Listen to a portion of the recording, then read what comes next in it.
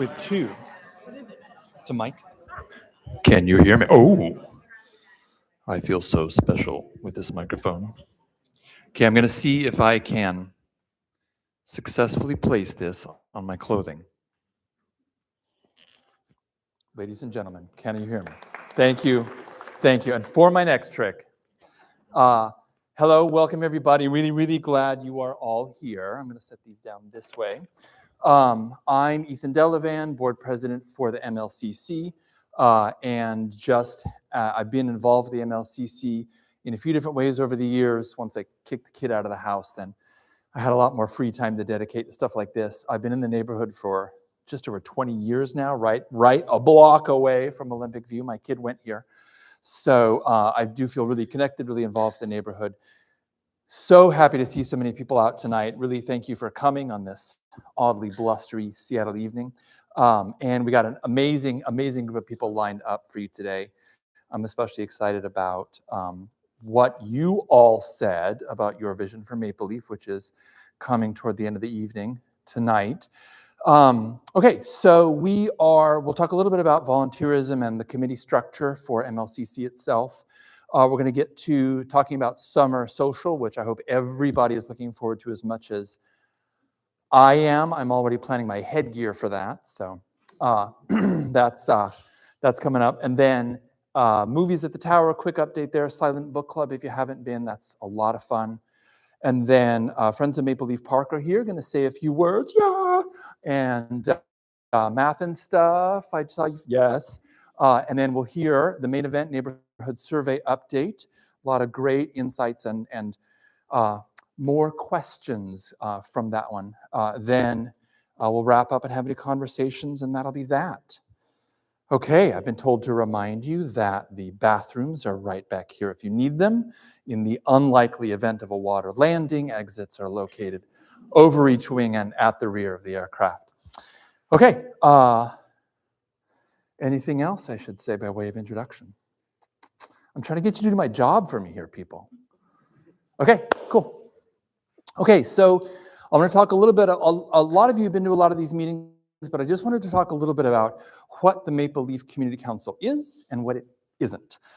So it really is your neighbors. All of us on the council are your neighbors. We just got together in various ways and we're like, hey, let's study this, or let's put on that event, or let's improve the such and such. So it really is neighbors coming together.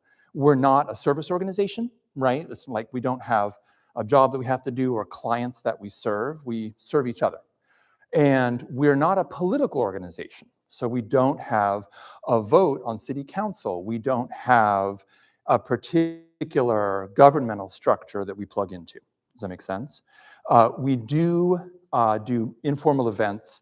A couple times I've been to meet with Maritza Rivera in my capacity as advocacy chair on the MLCC, but that's just a really informal talk back. It's not a particular structure for decision making. Then we're also involved in this fairly new organization called the Seattle Neighborhood Association, which is the neighborhood association. A bunch of different community councils and neighborhood associations from around the whole city get together and ideate about how can we support each other, how can we inform each other, what's going on in your neighborhood, how are you talking to city officials, things like that. So a lot of really good ideas are coming out of that and a lot of connections with other neighborhood associations. So next slide. This is a little bit about how we're structured into committees, and it's a little dynamic. Things change up, priorities shift. The advocacy committee was fairly new, and we spent about a year doing workshops around the zoning laws that were changing at the time, and a couple of those laws have fallen into place. And Mayor Wilson has a particular tack she wants to take with all the ordinances that have passed so far. And so the advocacy committee is going to be hard at work trying to understand what those are, how they impact Maple Leaf, and trying to figure out how they can help be a voice for the particular needs of this neighborhood. If you like digging into like really difficult, meaty questions where there are no cut and dried answers, and if you like reading through city code, No, that's a good. oh yeah, I know a lot of people are raising their hands right now for that. Please join the advocacy committee. I've been on that for about a year, and Lori and some other folks have been on that one. It's actually a ton of fun. I've had a blast with that one. Business committee, we have a lot of amazing small businesses. We're going to hear from one tonight in the neighborhood. And one of the results you'll see from I'm not going to spoil the survey, but businesses end up being pretty important to us. Communications committee, this is one I want to call out. And I'll talk a little bit more about communications after this. This is one of the most important committees because it helps us hang together as a neighborhood. So if you like reaching out to people, if you have skills in social media, design, email communications, please think about joining our communications committee or volunteer someone who isn't here tonight. The events committee, we had, everybody loves Maple Leaf Summer Social. We have movies at the Tower, we have silent book clubs, a lot of amazing events going on. We could have more if you were to volunteer. The newsletter committee, round of applause for the newsletter. Yes. It is beautiful. It is the envy of lots of other neighborhood associations. And then the outreach committee puts on this event tonight, as well as a lot of other events that help the MLCC be more visible to the neighborhood and help us understand what neighbors need and how to bring neighbors together. Okay, so that's kind of our structure. Next slide. This is the ask slide. Okay, we need you. Because the MLCC is built on neighbors, the more you volunteer, the more relevant the MLCC's work becomes to the neighborhood, the more fun you have, and the more you get to know your neighbors. I mean, I have all kinds of amazing new friends right here in the room because I got involved with the MLCC. So I served as vice president for a little while and recently stepped into the president role. That means that the vice president role is open. You sitting in that chair, think about that role. It's a great way to get a broad sense of what the community council does, sort of learn the ropes before you dive in too deep, and just learn like all the little things that we have to do as a nonprofit organization and all the ways that we're plugged into the community. Treasurer is a really important role. We have a couple of co-treasurers right now. One of the things we understand at the MLCC is that this is all volunteer, right? You're doing this with your spare time. That's great. So having co-treasurers or people who can back each other up in a particular role is important, and that's kind of how we're approaching the treasurer. If you have money skills, if you have accounting skills, we want to hear about it. Okay, intermittent support for the leaflet. We have some routes that are not taken if you want to deliver leaflets. Particular campaigns, event prep for some of our bigger events. We also have all that intermittent stuff. If you know a high school student, they can earn volunteer hours. So think about that. And your friends who are not here are fair game. Okay, sign-up sheets are, that's a QR code, which is also over there on those sheets. And then we have sign-up sheets for each of the committees if you'd rather do it on paper. Paper or Google, what do you call it, forms. Perfectly good. Okay, what do we have next? Booyah! Okay, let me hand off the mic to you. Thank you so much. Haley, take it away. All right. How is this? Okay, wonderful. I'm Kaylee Schickler. I am co-events chair on the committee. And I have two questions for you. What do we want? There we go. When do we want it? Now. Yes. We are so excited to be planning the Maple Leaf Summer Social. I actually don't know how many years in a row we've been doing it. It will be my 4th year and attending as well as helping to plan. We are excited to have a good number of tables that are already signed up for. Sorry, thank you. Can we go to the next slide? Beautiful. We have a lot of fantastic community events that show up. Businesses that show up at the summer social. There's a good mix of businesses and nonprofits. It's a good time to take your new neighbor and go meet some other neighbors.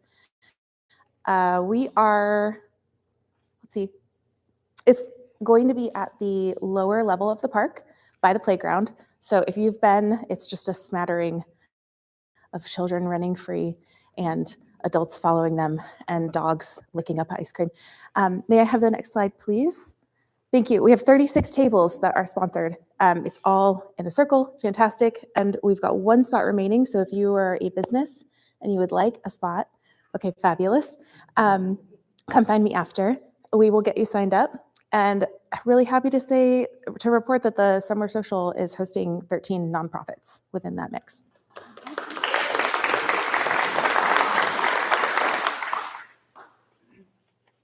And the next, please. Okay, so we have some asks. We just had volunteer asks, but we're going to get a little bit more specific. One of the big needs that we have is face painting. It's kind of, it's one of the things that once one person sees it, everybody else wants one. It's been very, very fun in the last couple of years. So if you can draw a stick figure, if you can draw a heart, that would be something that would be really fun to get back to your community. Next, we have a crosswalk guard. We like to man that crosswalk right across from the street. We've got flags in order to help stop traffic and let people safely come to and from. And we have a big need for garbage patrol. This would be great for somebody who wants to be part of things but doesn't want to have long conversations with people. This is mostly making sure that the garbage pails don't get overfull. So if you would like to sign up for either of those three things, or you have an idea about something day of or ahead of time that you might like to contribute, would be fun for you, please sign up, let us know. This QR code is different than the other one. It just has specific, I actually want to do this and not this. So please let me know. Thank you so much. Okay, update for movies at the Tower. Do we have? Oh, Silent Book Club. I lied to you. All right. Who here enjoys reading? Me too. Who here wishes they had dedicated time to read? Silent Book Club. All right. So Silent Book Club, if you aren't familiar, is an opportunity for neighbors, community members to come together to meet at a single location.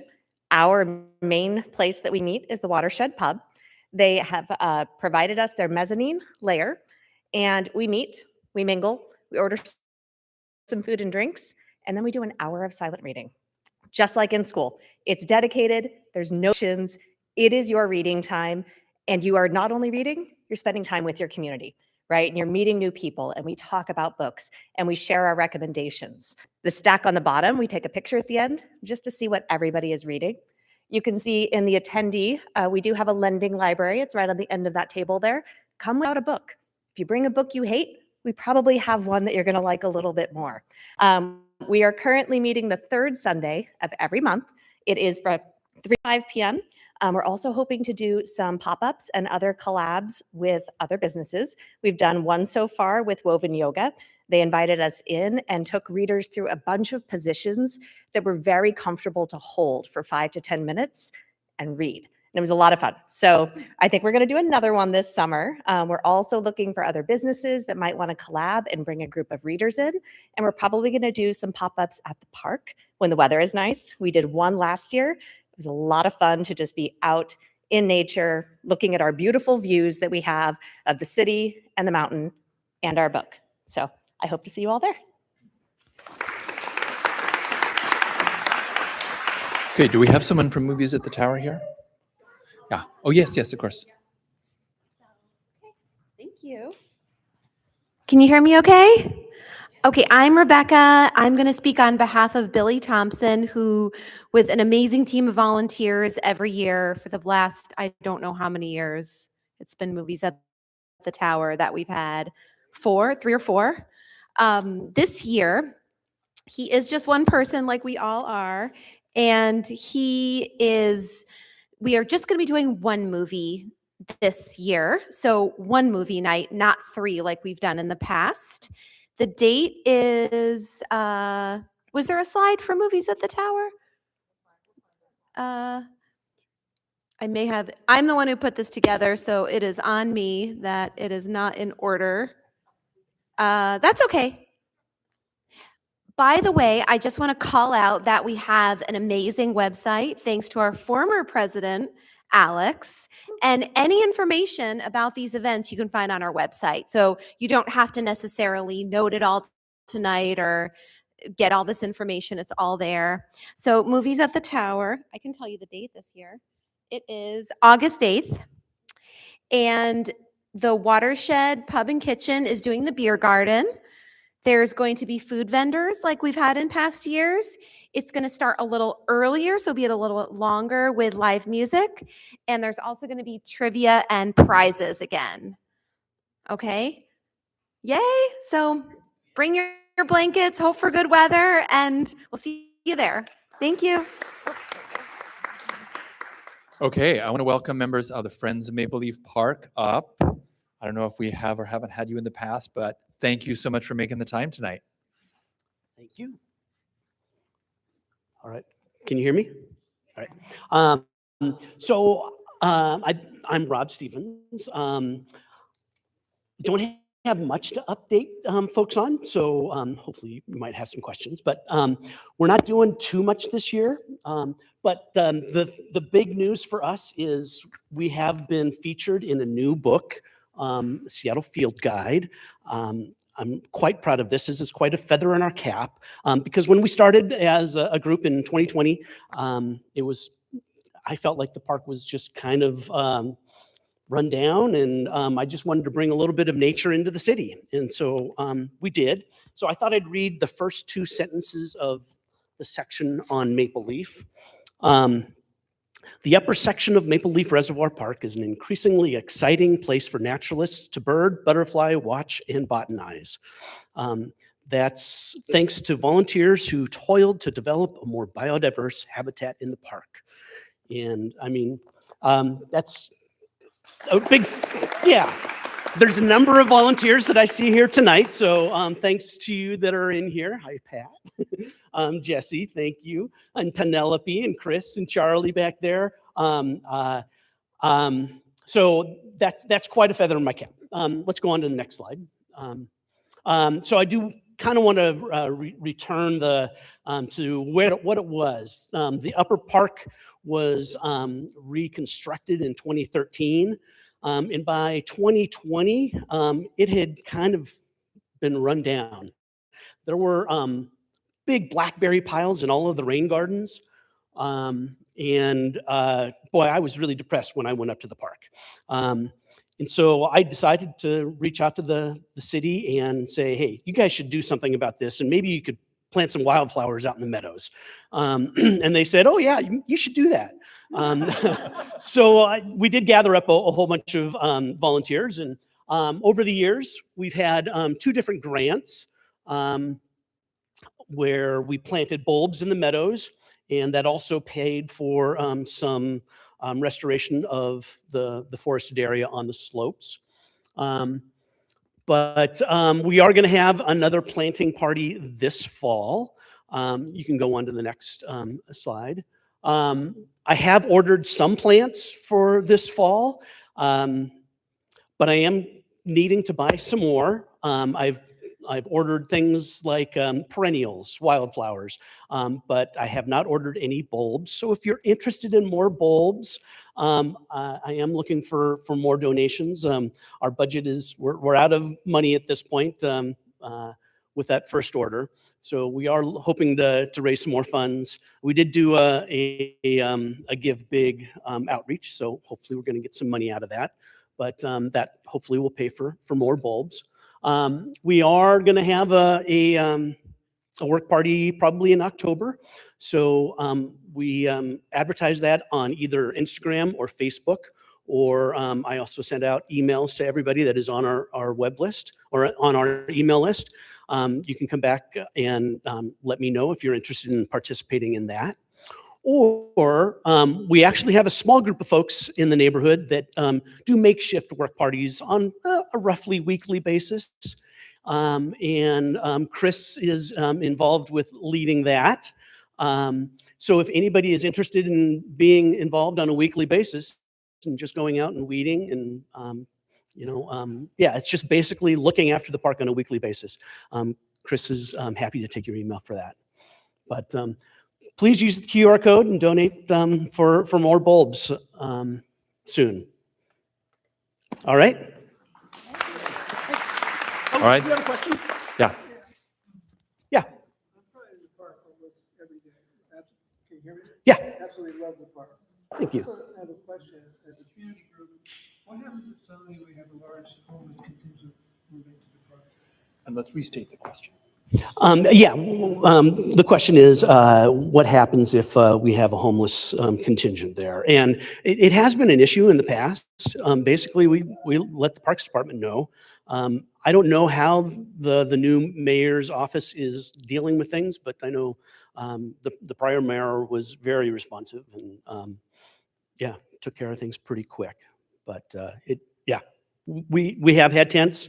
We call it in, and it got taken care of really fast. Well, anybody can call it in. There is a Parks Department. What would be the name of it? Response phone number? Pardon me? Find It, Fix It is probably the easiest way to get there. Yeah, Find It, Fix It would do it, or else you can call the Parks Department directly. Yeah. Yeah. Any other questions?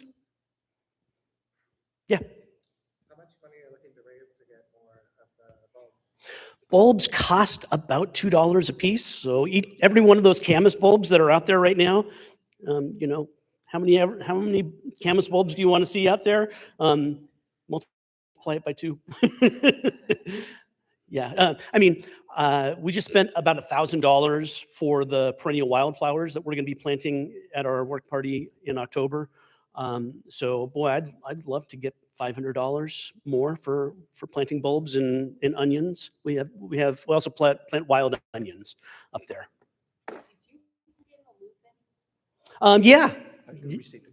Yes, she asked if we put the lupin in. Yeah, we did plant the lupin. We planted the goldenrod. We planted all the camas. Yeah, we're going to be planting more lupin in October. Yeah, isn't that gorgeous? Yeah. All right, thanks. All right, thank you very much. Thank you, Rob. And while I boot this second mic, because we have 2 presenters for our next event, please welcome a couple folks from Math and Stuff.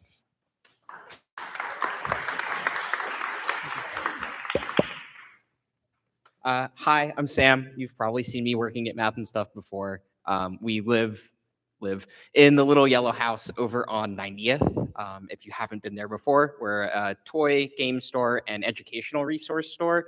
We really specialize in focusing with youth on development through play and practice and through fun. I don't know if you want to introduce yourself. Yeah, I'm Charlie. You may also see me there. We also do after-school clubs, including here at OV. We currently do Magic Pokemon here, and then also D&D at some other places. And focusing mainly on those in playing the game and having it be an incentive for learning. For example, the first graders really want to learn how to count by tens, and this is a really good incentive for that.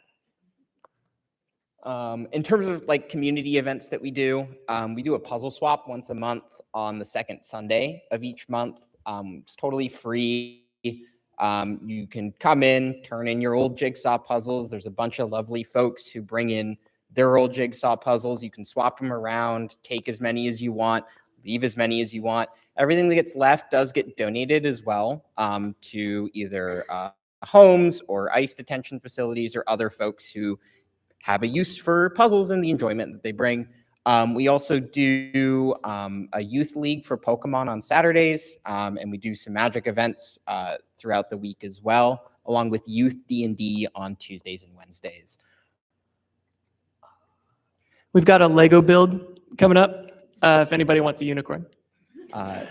And then we also have a survey that we weren't able to get in today, but then I can send it to the whoever's running the community meeting. And then we're also going to post it on our Discord, Instagram, other things about what experiences you've had at the store and what you would like to see the store improve, both in what we carry and the events that we hold.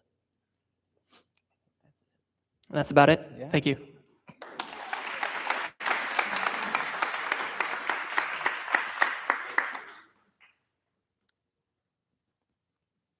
All right, thank you very much, Chris and Sam.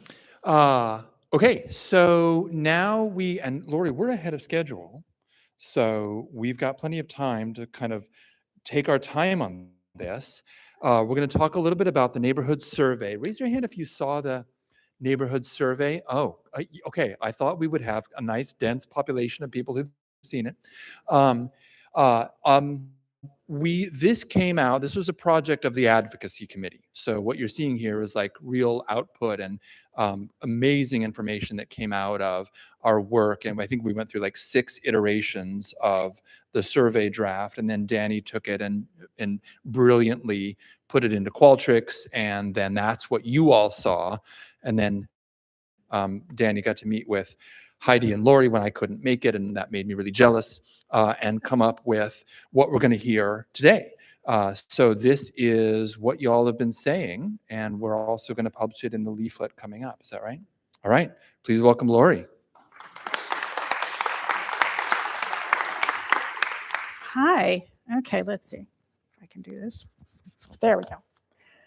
So it's good to see all of you. Thank you for coming. I want to basically just kind of say about this survey that, as Nathan said, this was an outgrowth of the advocacy committee and all of you as neighbors who were really worried about this zoning that was going on and how is it going to impact our neighborhood and what's happening and why are they cutting down all of the trees, et cetera, right? Tonight I have for you results of asking all of you what you think should happen with our neighborhood and what you love about it and what you would like to see for it to be in the future.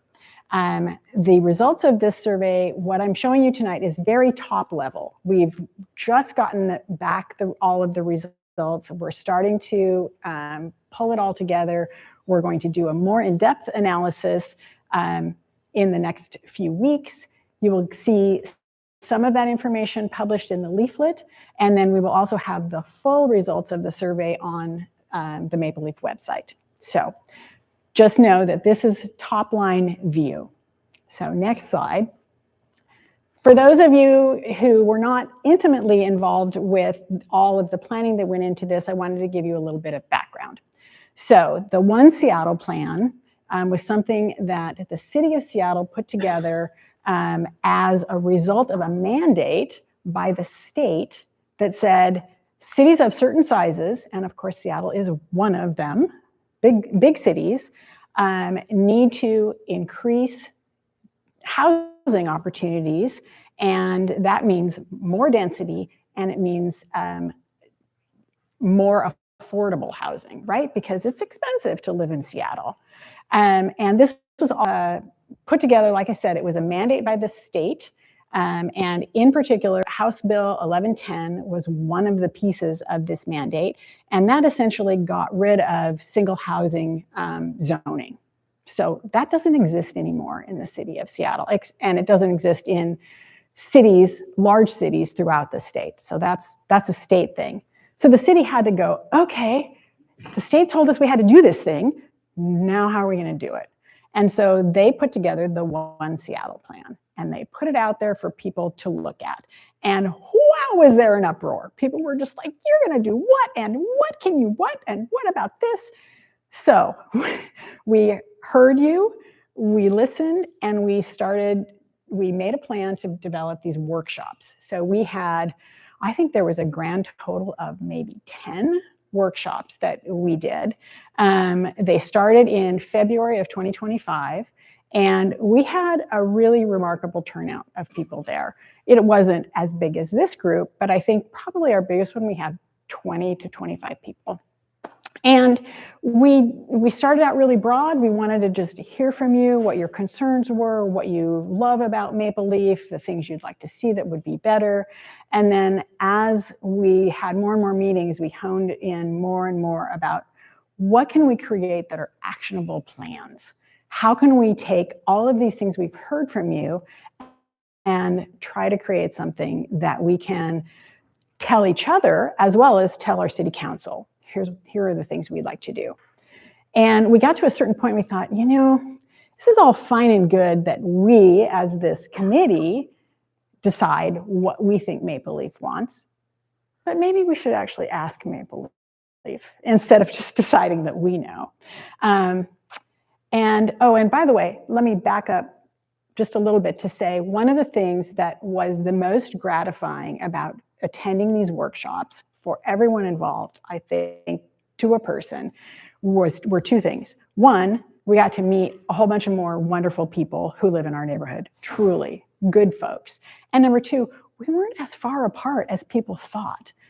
Both sides of the issues, whether you're like, no way in hell, and, oh yeah, actually it would be, we really need to embrace this, right? We had those opposite, but we had way more in common. And probably the biggest thing we had in common was that we love our neighborhood. So as a result of all of that work, we thought, you know what, we need to hear from the rest of you. So we worked very hard and created a survey in an attempt to basically what you see here, capture community views on how density should be added to Maple Leaf, because it's a done deal. We got to do it. And we want to focus on your preferences as residents, your concerns, your values, etc. So we want to make sure that the voices of Maple Leaf are heard and shared, again, with one another. And also, we hope we can share some of these views and directives of what we want with our city council members to try to make it a reality. So that's the background. Next. All right, here's how we tried to do it. So we put up posters, we had table tents at local businesses.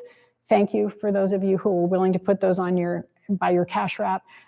We had it published in the leaflet, and then we also put it in social media, and we sent out emails for any of you who are on the list. So hopefully you got it and were able to respond. And you can see that we got 843 total responses. And you can see how those numbers divide up and what got the most traction. So email the most, the leaflet next, the website, and then the QR code that you saw around the neighborhood. Yes? 843 responses. How many people are there approximately in Maple Leaf? Excellent question. He asked how many people are in Maple Leaf. Next slide, please. All right, so as you can see, Maple Leaf, and this is from the census from 2019 to 2023. So it's a little bit out of date, but not much. 7,624 total residents, over 3,000 households. The median age, everybody remembers what median is, right? It's the middle. It's not the average. It's just what's in the middle, 37. And the median household income is shown there. And you can see kind of, here's Maple Leaf by the numbers. The ages of people, the largest age group is 25 to 44. And we're mostly white. You can see that we have a huge white. Asian is next, 2 or more different ethnicities in a household, et cetera. You can see how that breaks down. And interestingly, we're almost 50-50 owner-occupied homes and renter-occupied homes, right? Pretty interesting. So there you go. Next slide. Now, this is a breakdown of who responded to the survey, okay? So again, 843 neighbors responded. And that comes to about 11% of total Maple Leaf residents. And when we first saw that, it was like, oh, I was hoping we would get more than that.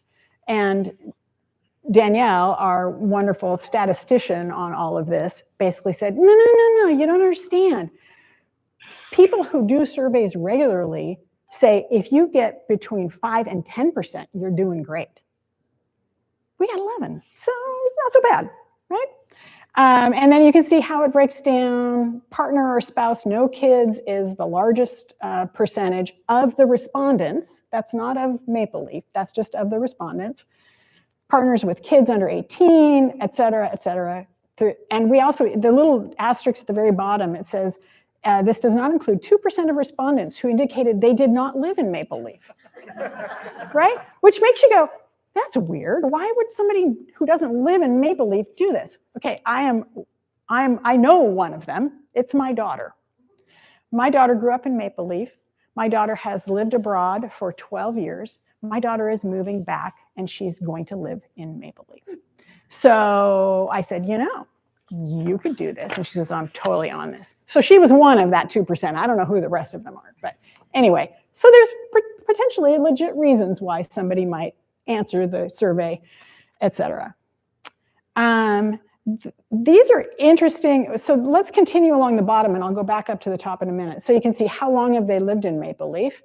More than 20 years is 34%. 15 to 20 is 8, 11 to 15, et cetera, et cetera. So 55% of the survey respondents have lived in the Maple Leaf neighborhood for over 10 years. Right? So it's a lot of committed folks. Then back up to the top, 8 in 10 respondents own their home, and 8 in 10 live in single-family houses.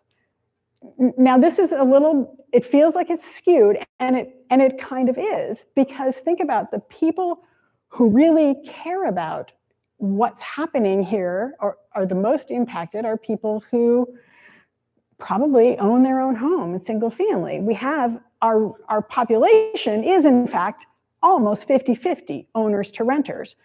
Some people who are renters are so dedicated to this community, truly. I mean, they love the Maple Leaf as much as anybody else. I think, though, that people who, own homes are probably more impacted by what's happening with all of the zoning. And so I think that's part of the reason, potentially. This is me, this is my opinion about it, is it's likely that that's why we got more people responding who own than who rent. So, okay, next. All right, so now we get into, again, top level, sort of the meat of what we heard from all of you. And we said, what do you love about Maple Leaf? What do you love about Maple Leaf right now? And you can see the top 3 things across the top. Trees and green spaces, number 1, 57%. Location, I mean, we do live in a great location, 55. And walkability. People love to get out and walk and see their neighbors and pet other people's dogs, etc. And then it just continues. I mean, look at all this great stuff we love. Friendly neighbors, local businesses, neighborhood character, drivability, school quality, affordability. So all of these things are things that you all think are important about this wonderful neighborhood we live in.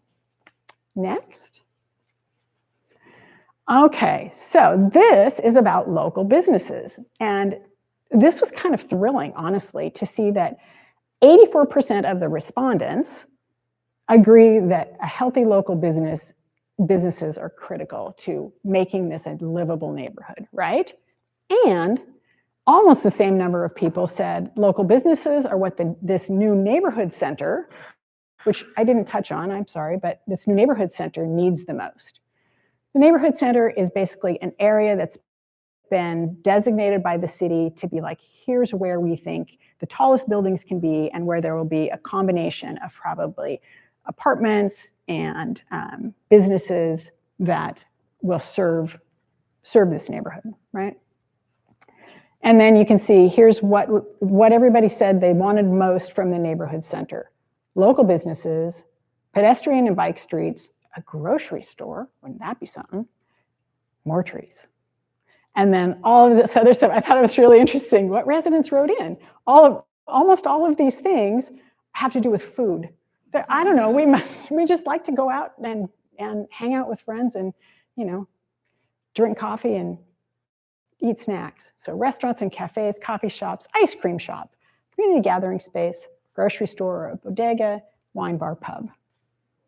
And places where we can run into neighbors and share community. Nice, right? Okay, continue. All right, now this one was a tough question, and I have to give it a little bit of background. We talked with people in the know. We talked with developers, we talked with people who are tree experts, we talked with city planners. And they basically said, well, there's 3 main components that have to be considered when you're doing development, and space is limited. Space is limited, right? We don't have huge lots on which we live. And so they said, you can have denser housing, you can have trees, you can have parking. Pick 2.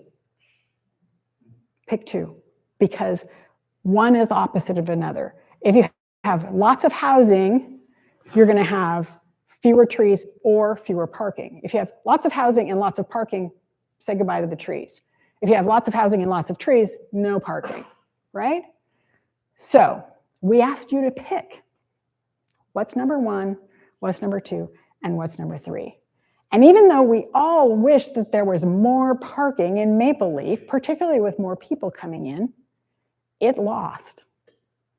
Housing was the most important, trees second, and parking third. Interesting, right? Continue. All right, and here's what residents prioritized most, from the most important to the least important in terms of, and I think this is not only what they appreciate now, but what they want for the future. Walkability, number 1. Trees and green spaces, number 2. Essential businesses, number 3. Public transit, 4. Housing affordability, aging in place, parking. Look how far down parking is. And then accessible housing, ADA compliant housing. Interesting. Okay, next. And then this is what we want from developers. If we could require developers to provide certain things, what would they be? Green spaces was number 1. Tree retention is number 2, which is different than replacing trees, right? Everybody knows that a 100-year-old tree is not the same as a sapling. It's way more valuable. Tree retention, public spaces, affordability, nice to see that, pretty high on the list, right? Building appearance, car parking, recycled demolition material. So in other words, reuse whatever you tear down.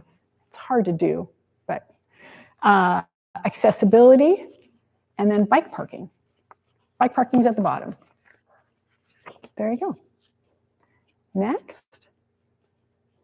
Okay, so these are kind of separate things, but they're associated, right? So let's talk about the left side first. What housing forms do you all prefer? And we gave you a list, and I think there was even a link you could go to and see drawings, renderings of examples of what these were. So a cottage courtyard, all the way at the top of the list. If we're going to do development, what kind of development do we want it to be? What do we prefer? Well, how about a cottage courtyard? Apartments with trees in the front yard. Multi-generational housing, apartments with a tree courtyard. Multi-income housing, duplex or triplex co-housing, shared common areas, and a larger apartment with tree-filled public space adjacent. Okay? Tree canopy views. So this kind of supports all of the things we've heard. 77% of the people who did the survey support the 30% canopy goal by 2037. Right? So basically, the idea that the city of Seattle established for themselves a goal that we would have 30% tree canopy by this date, by this year. truth be told, we're going backwards right now, unfortunately. But that's still the goal. And everybody's like, yes, we need to try to shoot for this. 51% say removal and replanting is not effective. And sadly, I think we've all witnessed it, right? We've seen a new tree be put in a parking strip, and as soon as the developer leaves and fills up the little water bag, they say bye, it doesn't get taken care of, and the trees die, right? So anyway, and then how much of a lot should stay green? 39% of people said 1/3 needs to stay green, okay? 20% said half, and then 26% were like, I don't know. I don't know. That's fine. So trees or green spaces, residents want density that feels like maple leaf. So it's like, we're all saying, we get it, we know we have to build more houses, but we want it to feel like our neighborhood. All right, next.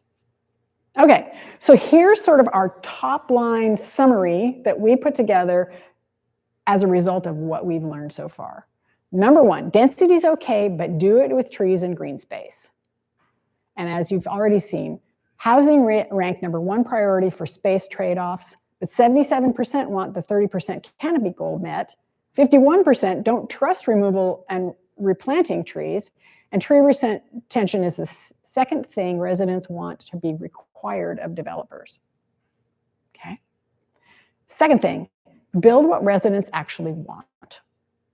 Walkability is number one for the community priority. Preferred housing forms all include trees or shared green space.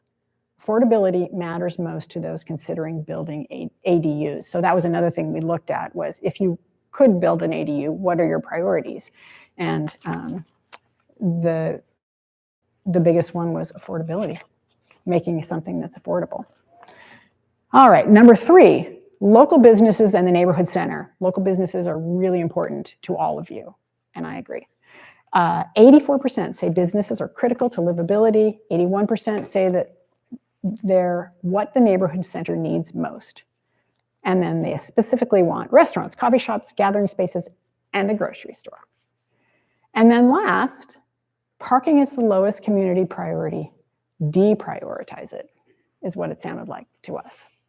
So it was 7th out of 10 overall priorities and 6th out of 9 for the developer requirements. Residents want sidewalks, crosswalks, and bike streets far more than parking. And then the last, I think it's our last one. So here's kind of what's next. First of all, if you want to have a say, if you want to have input, help us to further analyze the survey and to create some priorities that will come out of it. So our next advocacy committee meeting is on Monday, June 16th. Time and location is to be determined, but there's a sign-up sheet over here. If you're interested, just give us your email, your name and your email address, and we'll put you on the mailing list, and then you'll know when the meetings are and where. The other thing that we want to do as a group is to create another workshop. We think it will just be one, and it will be probably in early summer.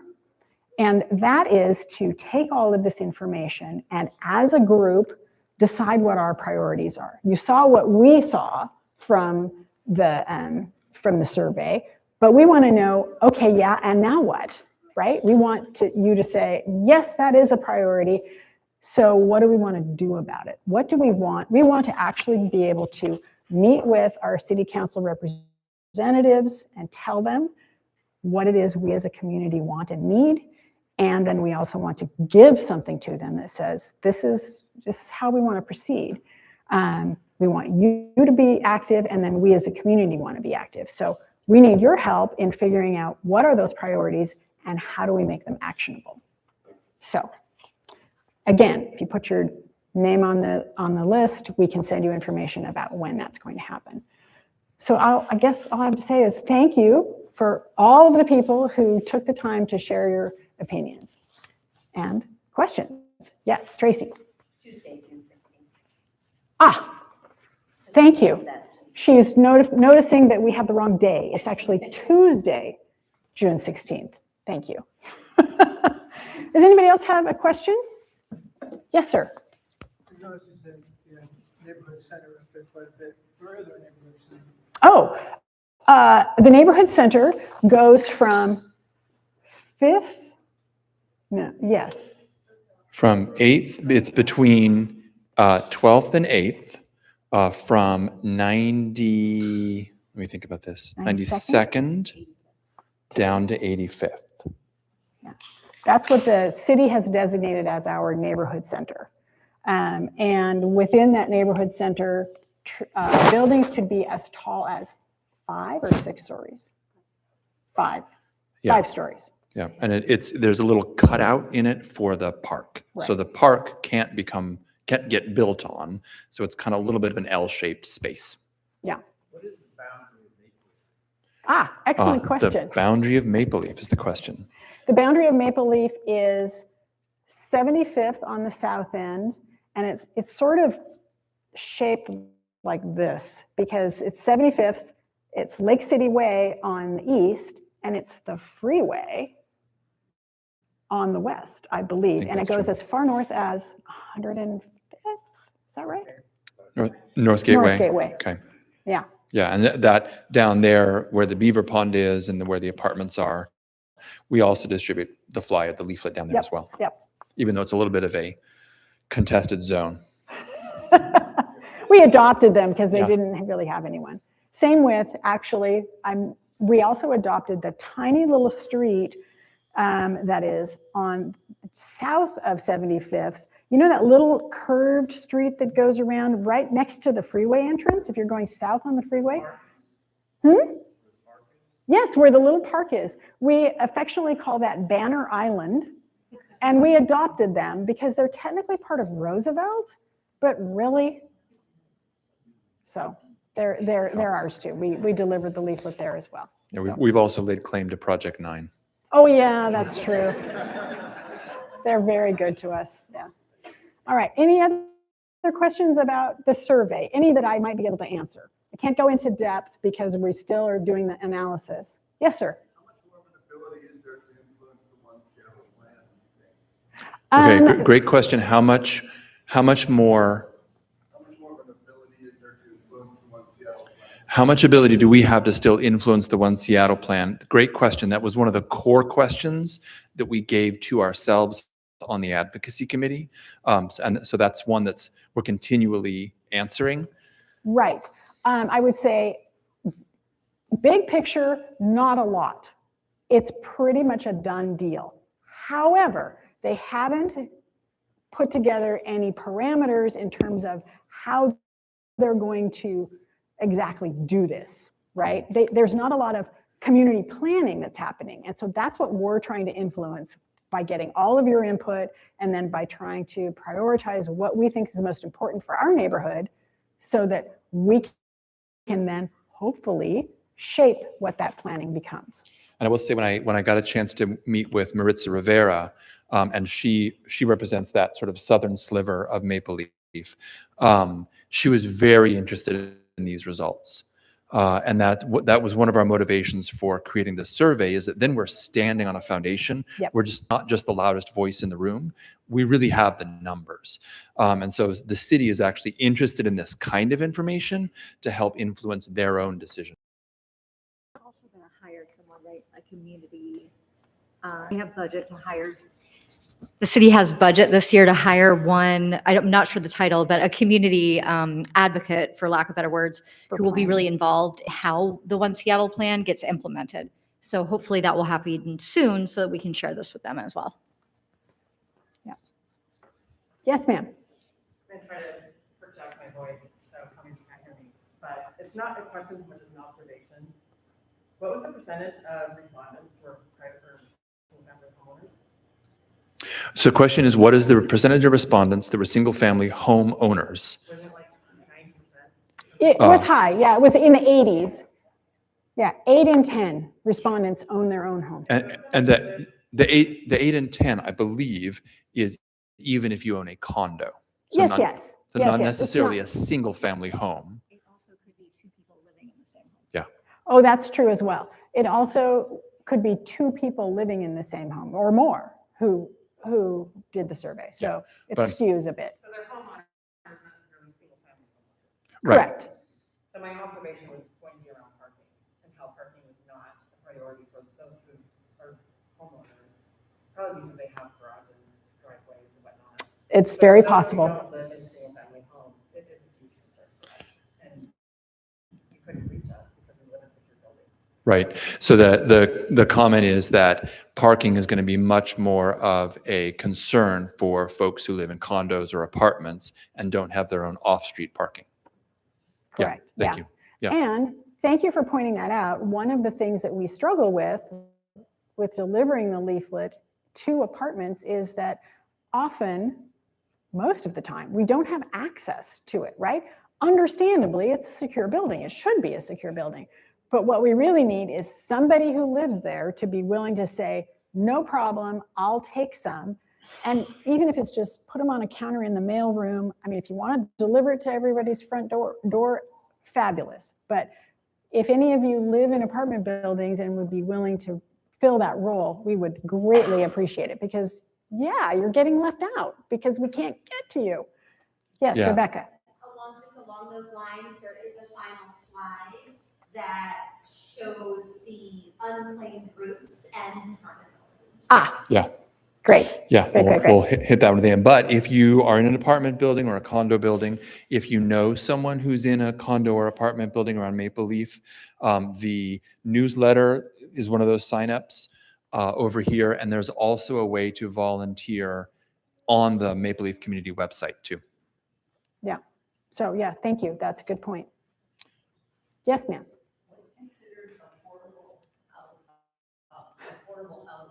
Great. The question is, what is considered affordable housing? Very good question. I don't remember what the numbers were. Do you remember, Scott? Yes. City of Seattle considers affordable housing 80% of the median income. Say that again. So the City- question was about affordable housing. What does it mean? The city of Seattle and King County consider affordable housing to be 80% of the median income of King County, which is somewhere between $120,000 to $170,000 per year, give or take. There's different studies that say different numbers, but we'll just call it 120. So 80% of that is still very high, which I don't think is affordable. Low income is considered 60% of the median income. And I think really affordable is probably closer to the 60%, and low income should be below the 50% mark. That's my opinion. But yes, 80% of the median income is what King County considers affordable. So how does that translate into how much a house would cost? Oh, boy. I don't.